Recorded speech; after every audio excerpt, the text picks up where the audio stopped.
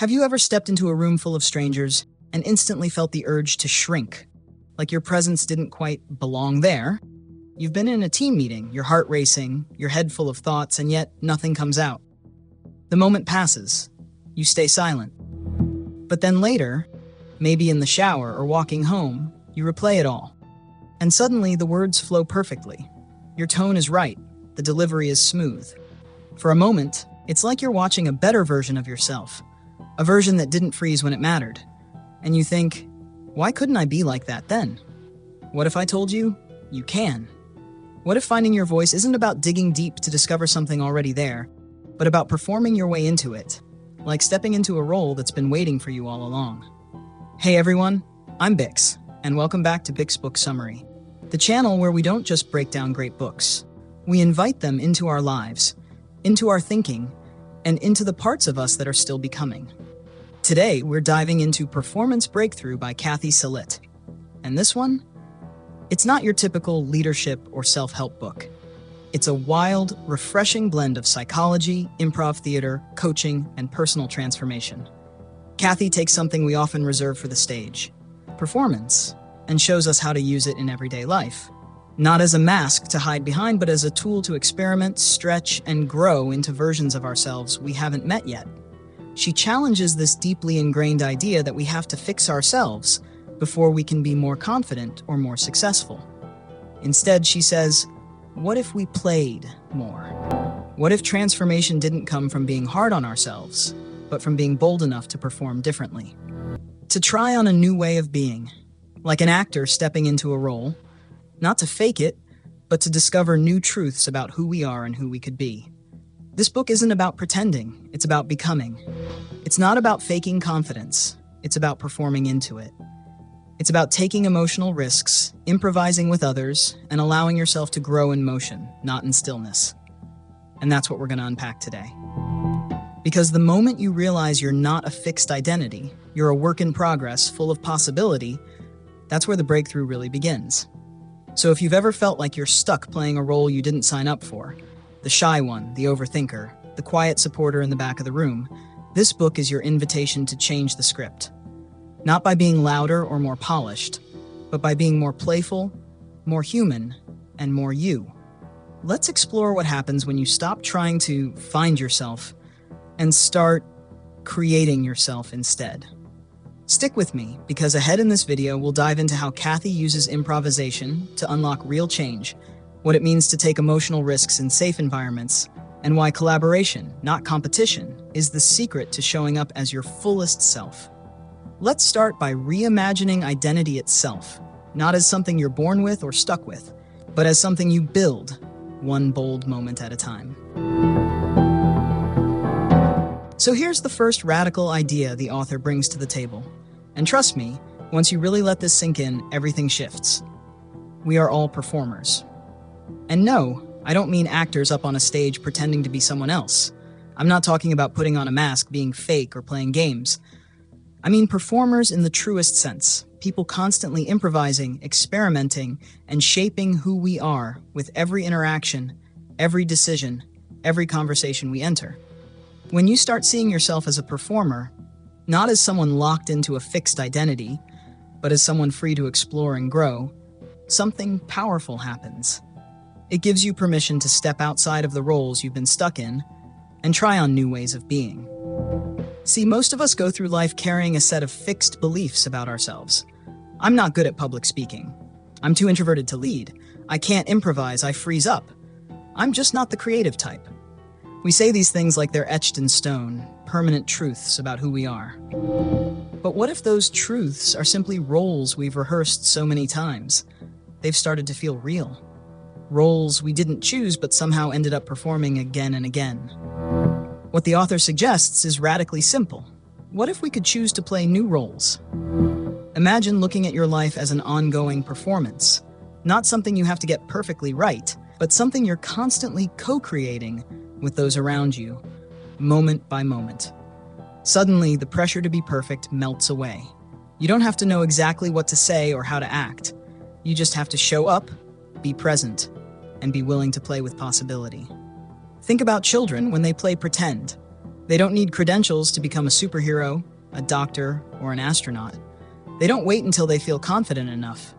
They just dive in. The magic is that by pretending, they discover new strengths, new abilities, and new sides of themselves. Yet somehow, as adults, we lose sight of this.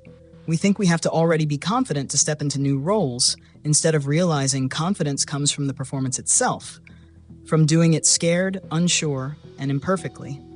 When you start performing new roles, it's not about pretending or being fake. It's about genuinely discovering who else you can be. You can perform being a better listener, even if your mind usually races ahead. You can perform being assertive, even if your heart pounds a little while you do it. You can perform curiosity, openness, or courage, even if you're not fully feeling it yet. And the beautiful secret about performance is this: it doesn't just change how other people see you, it changes how you see yourself. Cathy Salit has witnessed this firsthand, working with business leaders, creatives, teachers, and ordinary people who felt stuck in the roles life assigned them. Over and over again, she saw something remarkable. When people stopped worrying about fixing their flaws and instead began playfully performing their way into new possibilities, real transformation happened. They didn't find confidence by memorizing their lines perfectly. They found it by stepping on stage without a script, improvising boldly, and discovering they could handle whatever came their way. And when you start viewing other people as performers too, your relationships shift. That coworker who's constantly interrupting in meetings, maybe he's just performing confidence because deep down he fears being dismissed. That student who rarely speaks up in class, perhaps she's simply performing the role of quiet one because no one has shown her it's safe to try another role. When you see people as performers rather than problems, you give them and yourself space for empathy, compassion, and growth. So the author leaves us with these important questions. What role are you performing today? And who might you become if you allowed yourself the freedom to try something new? As we continue deeper into this journey together, we'll discover how improvisation, the very heart of performance, can become your secret weapon for living more authentically, freely, and boldly. Because improvisation isn't just about making things up, it's about creating space for the real you to emerge. Are you ready for that? Because trust me, this is where life truly starts to feel alive. So now you've been given permission to perform, not as someone flawless, polished, or perfectly rehearsed, but as someone human, messy, and real. You have permission to show up exactly as you are, especially in those unpredictable moments when life refuses to stick to the script. This is where the author introduces us to the true heart of her work, improvisation. When you hear the word improv, you probably picture comedians on stage, quick jokes, or clever comebacks. But improvisation, as Cathy Salit teaches us, isn't about being funny or entertaining. It's about being deeply present. It's about responding honestly to whatever life throws at you, moment by unscripted moment. Let's be real for a second. How many times have you wished life handed you a script? Maybe it was before that nerve-wracking meeting with your boss, or during a difficult conversation with a loved one, or in that moment when you finally decided to speak up after years of silence. How often have you wished for the perfect words, the right moves, the clear direction? But life never gives us scripts. Instead, it gives us scenes. Real scenes, emotional scenes, challenging scenes that demand our response before we feel ready or qualified. That's exactly where improv becomes a superpower. One of the foundational ideas of improv is the simple yet powerful phrase, yes, and. It's more than a catchy phrase, it's a profound mindset shift. It means saying, I acknowledge and accept what just happened, and now here's how I'll build on it. Think about how often, instead of yes, and, we default to yes, but. Yes, but I'm not good at this. Yes, but that probably won't work. Yes, but that's not really me. Without realizing it, we close doors, shut down opportunities, and limit our growth before we've even tried. But yes, and changes everything. It keeps the momentum alive. It opens doors for collaboration, creativity, and most importantly, trust. Trust in others and trust in yourself.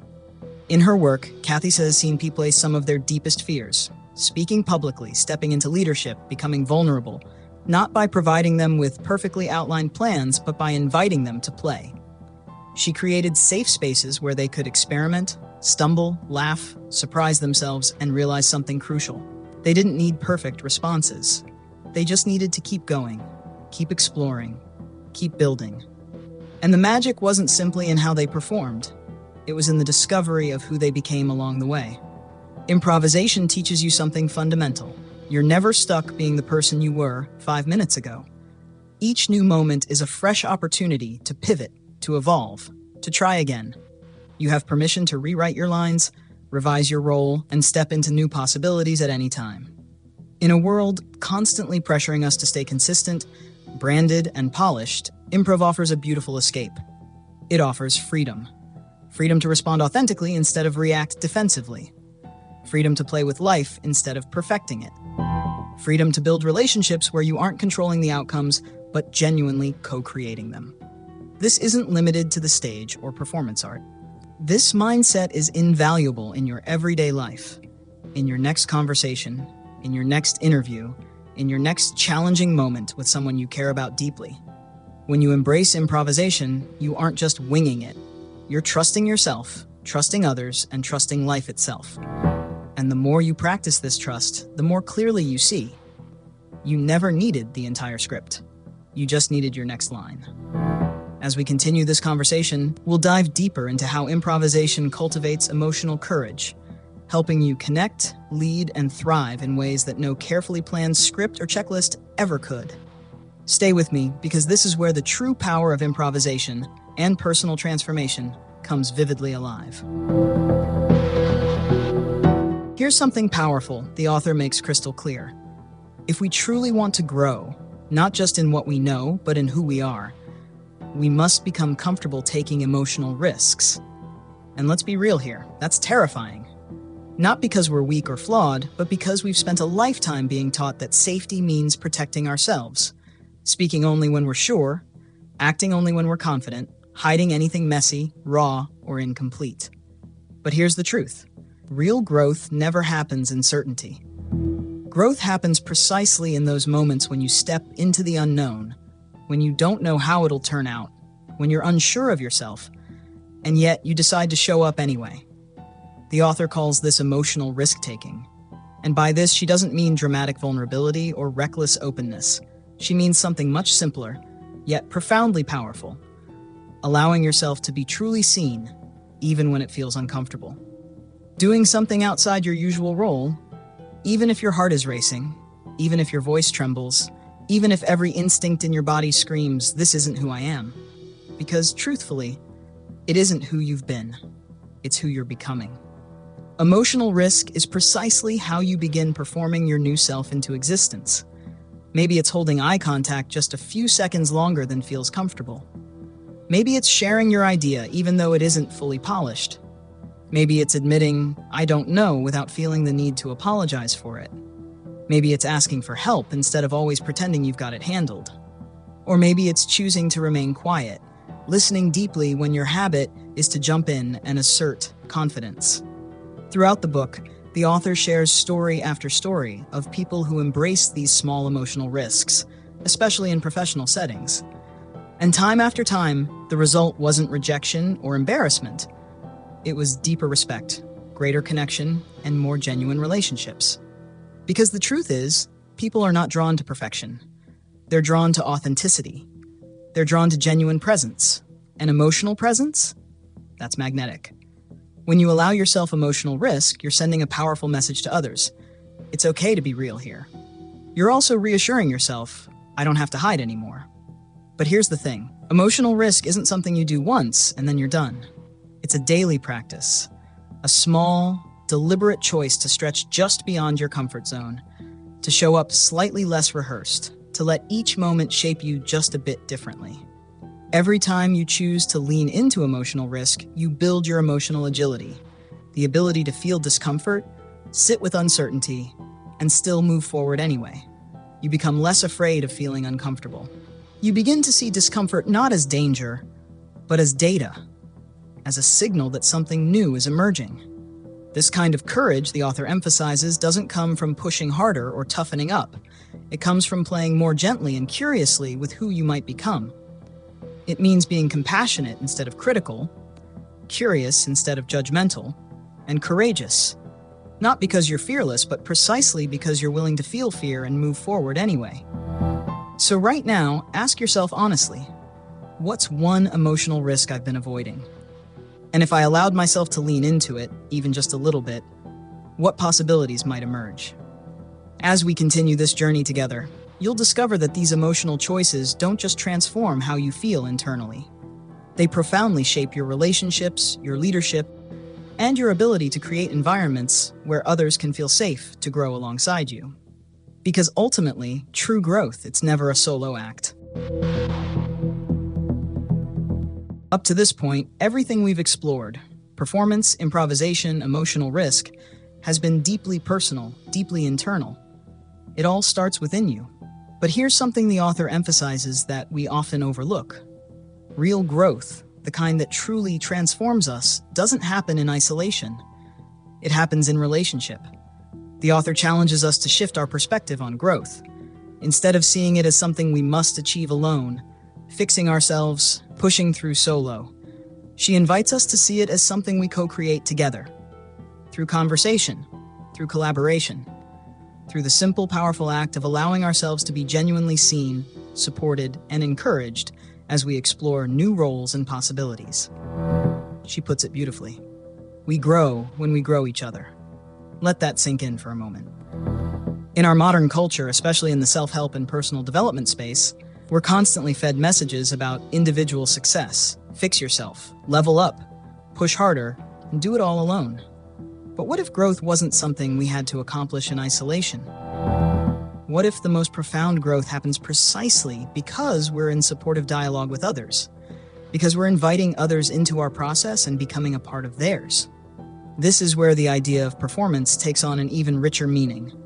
Not just as something we do individually to become someone new, but as something we intentionally share and invite others to participate in. Think of improvisation. The best moments don't come from one actor dominating the stage, but from people building together, moment by moment, responding to each other, supporting each other, and creating something none of them could have made alone. The author introduces us to this powerful concept called ensemble, a term borrowed directly from theater. In an ensemble, every member isn't just focused on their individual part. They're responsible for supporting, encouraging, and elevating everyone else in the scene. The goal isn't to shine individually, it's to build something meaningful, playful, and real together. Translated into our everyday lives, this ensemble mindset means not hiding our struggles from those around us, but instead inviting people into our growth process. It might mean saying openly, "Hey, I'm working on speaking up more in meetings. Could you help me notice when I'm doing well?" Or perhaps it means recognizing when someone else is stuck performing a role they've outgrown and gently encouraging them to experiment with something new. Because when we start growing in community, when we view our relationships as spaces of mutual evolution, our growth accelerates in ways that are deeply powerful. You feel safer taking risks. You stop needing to constantly prove yourself. You trust that your growth doesn't threaten others. It actually inspires and encourages their growth too.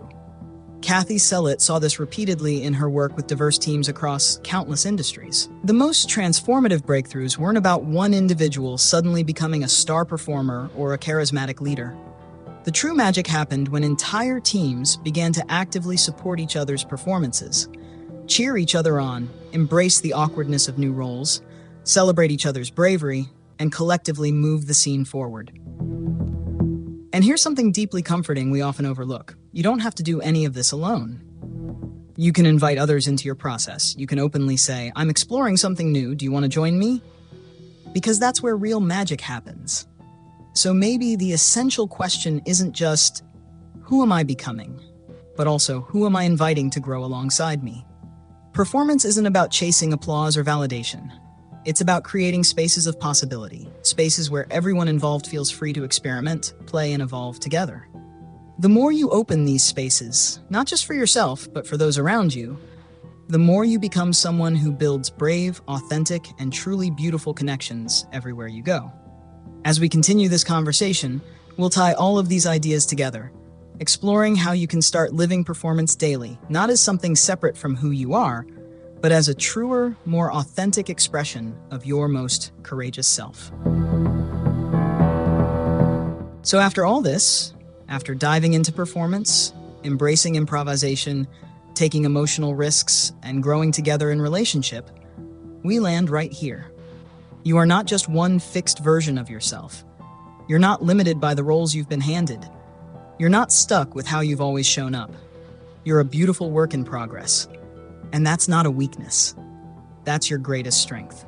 This is the powerful truth the author keeps coming back to throughout Performance Breakthrough. Growth isn't about perfecting yourself through rigid plans or endless self-criticism. It's about your willingness to play, to experiment, to improvise your way into becoming who you could be if you just let go of the script. Because the truth is, we're all improvising. Every conversation, every decision, every single day. The difference is, some people recognize it, lean into it, and enjoy it, and others spend their whole lives pretending otherwise. When you begin to see yourself as a performer, not someone faking it, but someone constantly creating who they are, something magical happens. You stop waiting to feel ready. You stop editing yourself down for other people's approval. You stop hiding behind the comfort of familiarity. And that's when you truly become free. You grant yourself permission to show up differently, to be courageous, to stumble, to discover parts of yourself you never knew existed. You stop chasing a future perfect you, and you start becoming that person right now, moment by moment, one brave choice at a time. And along the way, you'll find something even more beautiful. You're never alone on stage. You're co-creating this performance with others, people who are just as uncertain, just as messy, just as beautifully unfinished as you. So let me leave you with these questions. What role have you been stuck performing? Maybe without even realizing it. And what incredible things could unfold if you stepped away from it, even just once? If you spoke a different line? If you chose to perform the role you've secretly dreamed about but never thought possible? Because here's the thing. The stage is already yours. The lights are on. The scene is happening right now. All that's left is for you to step into it, to trust yourself, to try something new, and to believe, truly, deeply, that your next line, the one that feels risky and raw, is exactly the one you're meant to say. If this book sparked something inside of you, make sure to like, comment, and subscribe to Bix Book Summary. I'm here for the books that move us, the insights that change us, and the stories that remind us who we really are. In the comments, tell me, what's one new role you're ready to explore? And if you're feeling ready to dive deeper, check out the description for the book link. It's not just worth reading, it's worth living. Until next time, I'm Bix. Stay playful, stay brave, and keep becoming the person you were always meant to be.